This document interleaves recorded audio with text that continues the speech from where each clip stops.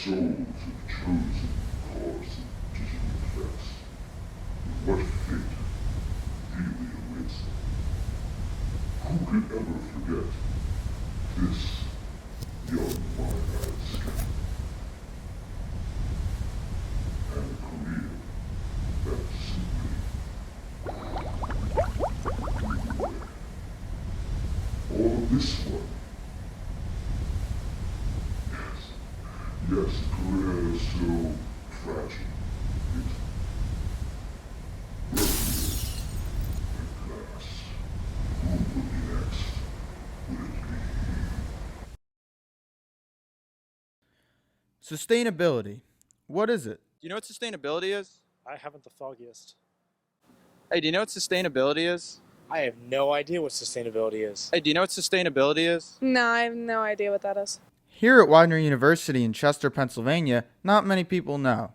So I asked environmental science professor Chad Freed. Sustainability is very simple. It's using the resources that we have today so that our future generations have access to those same resources and can live the same lifestyle that we live right now. To learn more, a few classmates and professors joined me on a trip to Costa Rica to get hands-on experience of sustainability.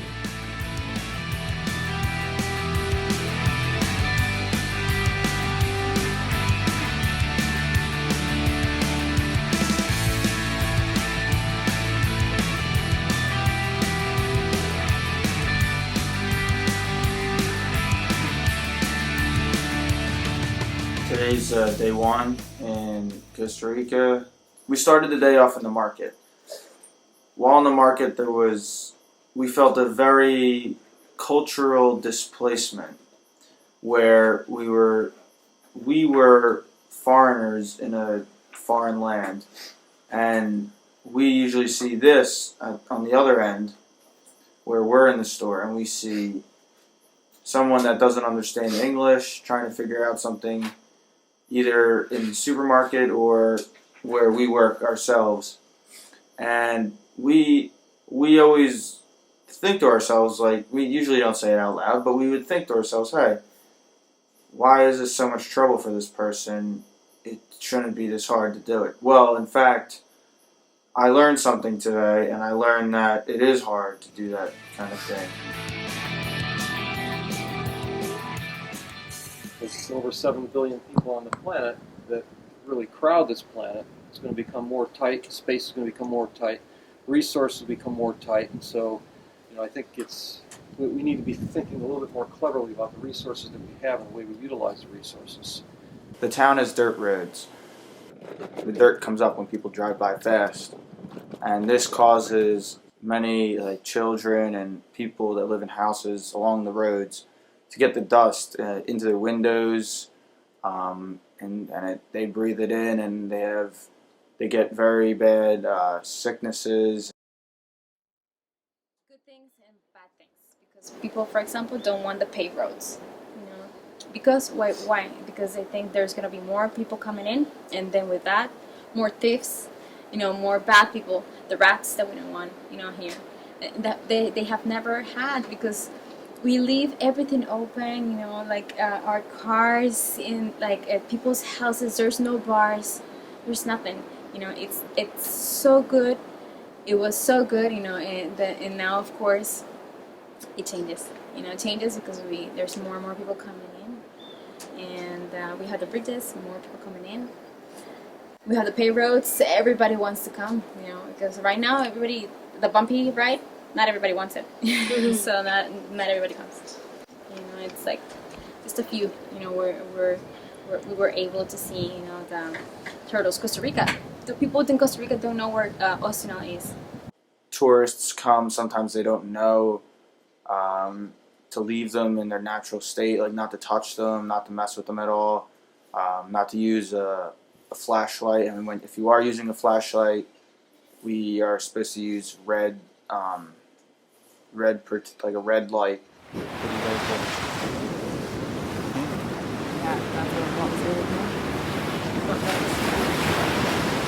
They believe that the light from the flashlight is the moon that could mess up their lunar. That's how they track their way to the beach and how they get back out into the water.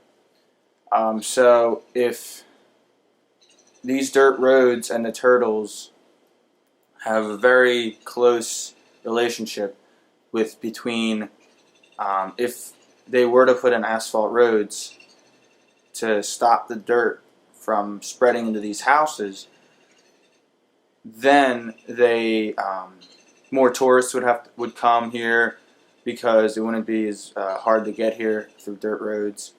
Then they would have to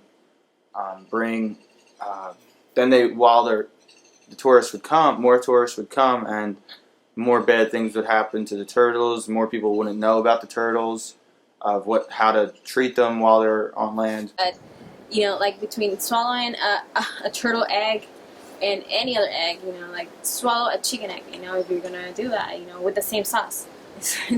There's no aphrodisiac things that they think, in swallowing a turtle egg. So that's what we think I think personally it shouldn't be is happening, but it's hard to change those minds because of course it's their income.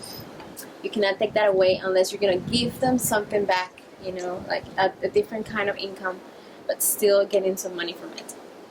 It's a huge dilemma between having asphalt roads and having tourists come, or having no asphalt roads and keeping dirt roads, and then having to breathe in the dirt in your house. Another part of the dilemma is if you harvest turtle eggs, then the turtle eggs, then you make money. But if you decide not to harvest the turtle eggs and to leave them there, then you wouldn't have any money for your family. A lot of people in this area are very poor. The turtles are the only thing that they have. How much money would you say that maybe you don't know, but I know that a good paycheck for a good arrival for one person, right? It's like $120. A good paycheck. Yeah, 60,000 colones to get. 60, 70. okay. And so maybe that happens. That's only half the year. Right, 2 or 3 times, or no? 2 or 4. Let's say 4 times a year a paycheck. Five good arrivadas, they'll have that paycheck. So maybe they make $500 for the whole year. How long could $500 sustain you? 2 weeks. 2 weeks. Today's day 4. Last night we saw a turtle on the beach. At first we were walking the beach for about an hour till we found tracks, and then we followed the tracks to find the turtle laying eggs. We saw about 20 eggs come out of the turtle, or lay 20 eggs. It was, in my opinion, is a little gross to see, but it's the miracle of life, and that's how, and it really inspires people on how this whole community thrives off how it makes money and how they survive and how they live. It really comes full circle on how the community survives. Turtles lay eggs, they make money off of it, and then they're able to clean the beaches, they're able to make it so the turtles can come back and keep doing the same thing over and over, which is pretty much a definition of sustainable life.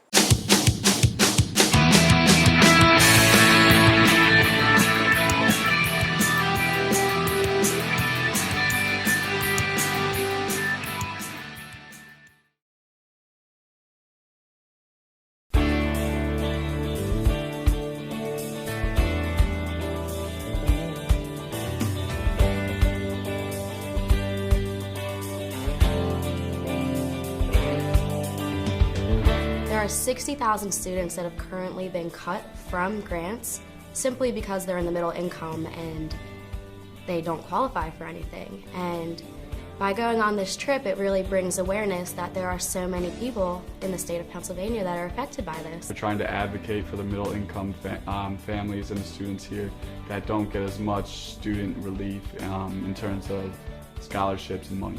I've had to take out a lot of loans. I think it's a little nerve-wracking to know that after I'm done school, I'm going to not only have to try and find a job and compete with other people to find a job, but try and come up with money to pay back all these loans. I go home every weekend so I can go work, so I can help pay for college. And I don't want my brothers and sisters after me to have to do that. I depend heavily on my financial aid to even go here, and I work 2 jobs to afford the rest of the payments, so I'm basically on my own. I also eventually want to someday be in government, so I see it from both sides of the issue as there's only so much they can do, and there's only so much I can do. And a simple reallocating money that's been cut from the budget will allow 60,000 students to graduate college with less debt. Widener's mission is basically about civic engagement, and one subset of civic engagement is political engagement. I'm motivated to do this, to go above and beyond just the normal classroom experience, because you can read books, but until you actually get there and see how it works, when you get that aha moment, that makes everything worth it. Well, what we did today was to bring a very large group of students, some 50 students, to lobby on behalf of legislation that would restore some $25 to $35 million to FIA funding to help finance middle-class students' higher education. We're looking for people right now, actually. We're trying to navigate ourselves around this large building and semi-failing miserably.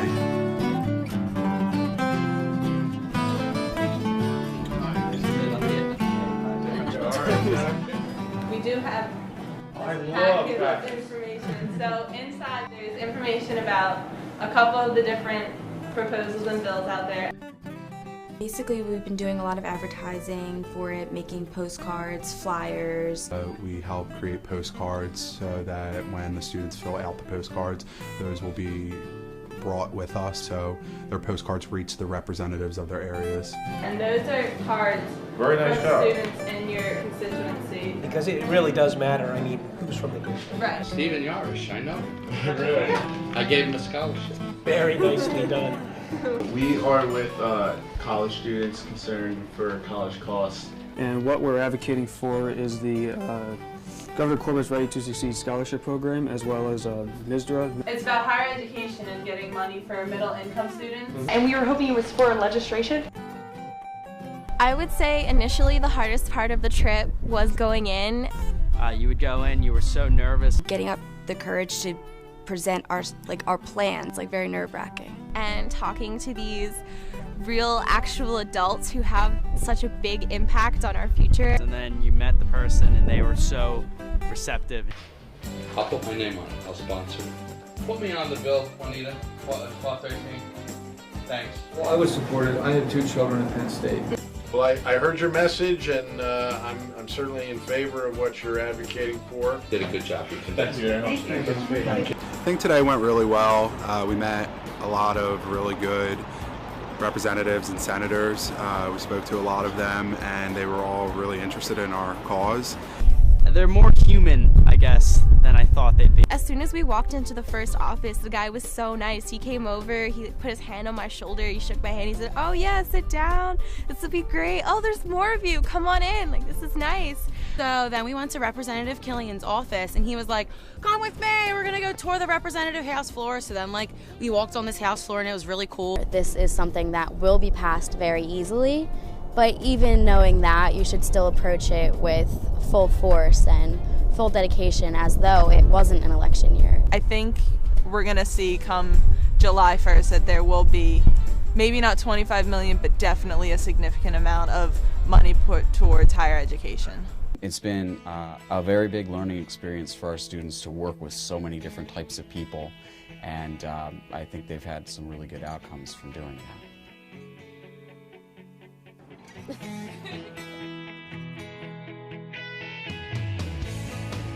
That's very good. You're very smart.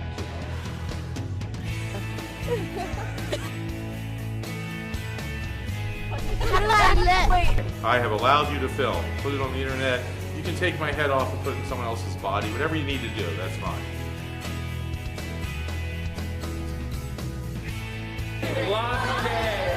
Woo!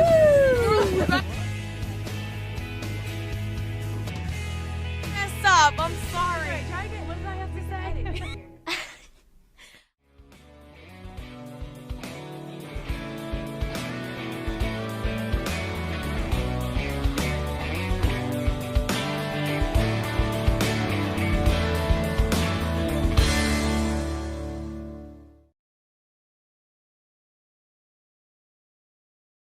Well, Dad, I need a new job. Shit, Jim! It hasn't even been a week yet! Yeah, it just wasn't working out. Was it that fantasy football messing with your head again? Because if it was, I'm gonna fly out there and shove my foot up your ass! No, Dad, just a bad fit for me. You said that the last 20 times I got you a job. I didn't become rich and powerful so I can sit on my ass and help my son get a new job every week. Come on, Dad. What am I supposed to do? Here's your ultimatum. I get you one last job, and if you don't last, you're completely cut off. No money, no cars, and especially no jobs lined up. But Dad, that's so unfair. No, I think you're gonna like this job. Why? What is it?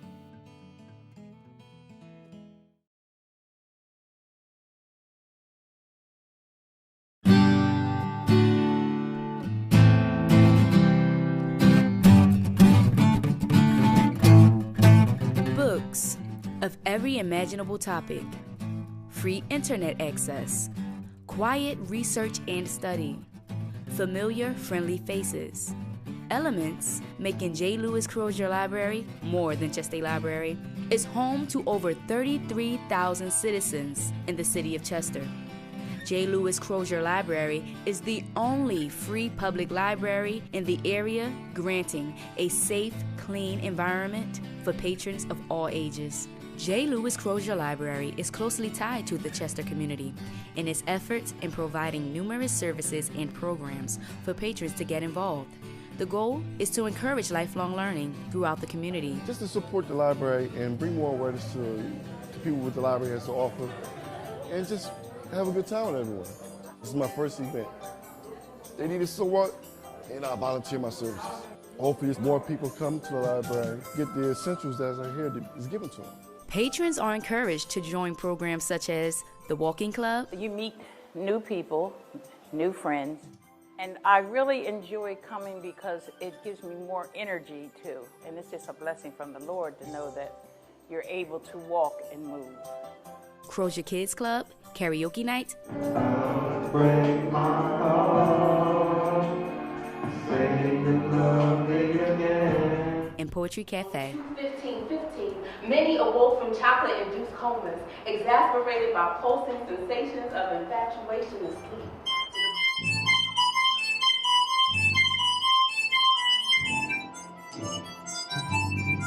Many Americans value public libraries in their communities. It impacts me because I look forward to coming. When I get here, everybody's, shows us courtesy and information that we need. They help us, and I just like being here. I look forward to coming, and it's helped me a lot. Over time, the library has become better recognized and respected in the Chester community. In 2012, J. Lewis Crozier Library was awarded Nonprofit of the Year. The library also received the Family Place banner, enabling trained library staff to work with parents and young children, all encouraging literacy and early learning. You be my darling. They help me with my homework. Sometimes if my mom can't help me, I come here to the Crozier Kids Club and they help me do my homework.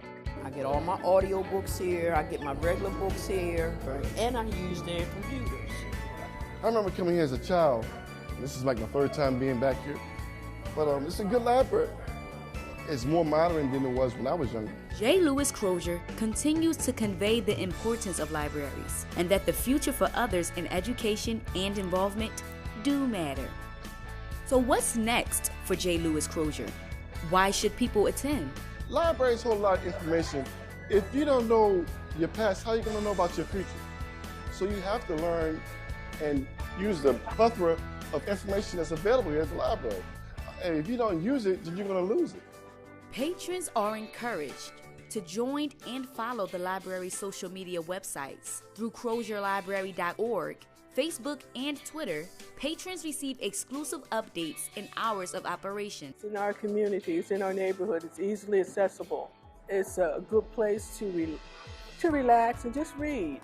Search and see what's interesting, what catches your attention and holds it.